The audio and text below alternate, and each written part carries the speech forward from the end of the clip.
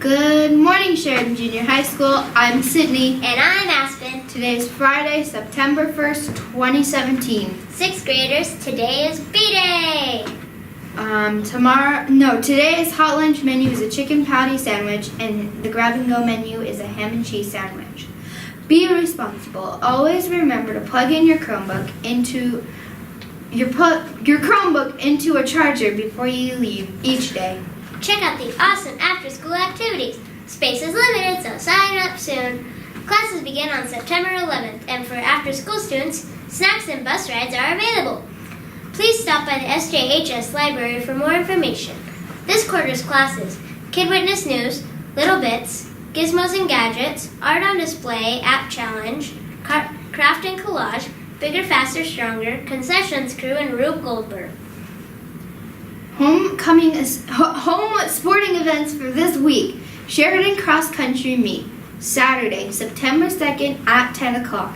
Don't forget to share your Eclipse photo with the library. There will be no school on Monday because it is Labor Day. And now it's time for breaking news.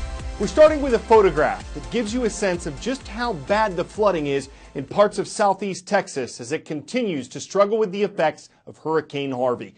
This is Interstate 10, a highway near the city of Beaumont before the floods. And this is the same stretch of road as it looked on Tuesday. The picture was taken from a boat, and Logan Wheat, the man who took it, said the waves were anywhere from 3 to 4 feet high. The mayor of Port Arthur, which is between Beaumont and the Gulf of Mexico, says his entire city is underwater, but that rescuers are on the way. Port Arthur is near Texas's border with Louisiana, and that's where Harvey made its second landfall early Wednesday. Forecasters are predicting an additional 3 to 6 inches of rain from southwestern Louisiana to western Kentucky.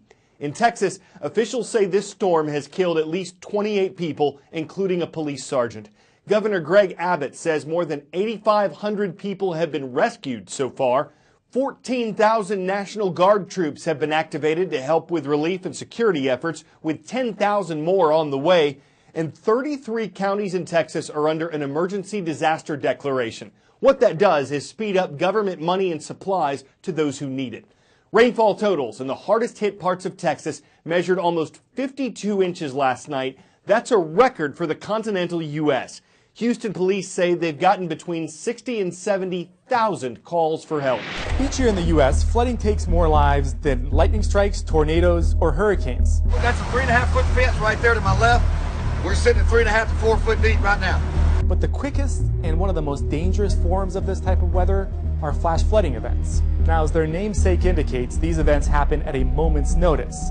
Now, if you have heavy enough rain in a short time period, you can fully saturate the soil. If the surrounding soil is overwhelmed, the ground essentially cannot hold any more water, you have yourself a flash flood event. Urban environments, mountainous terrain, and poor infrastructure can really worsen the effects. But once the rain stops, flash flooding typically stops, generally lasting between minutes to hours.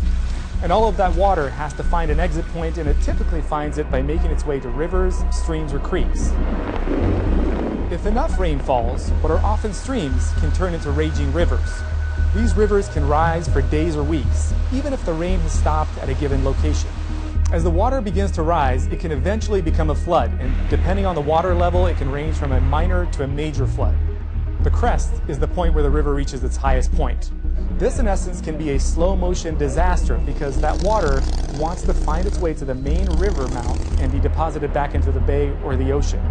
These events can last a period of weeks or months, spanning hundreds of miles before the water recedes back to its normal level. Now please rise and join me and Aspen for the Pledge of Allegiance. I pledge allegiance to the flag of the United States of America and to the republic for which it stands, one nation under God, indivisible, with liberty and justice for all. That's all for today. I'm Sydney. And I'm Aspen. Remember to be safe, respectful, responsible, and boldly kind.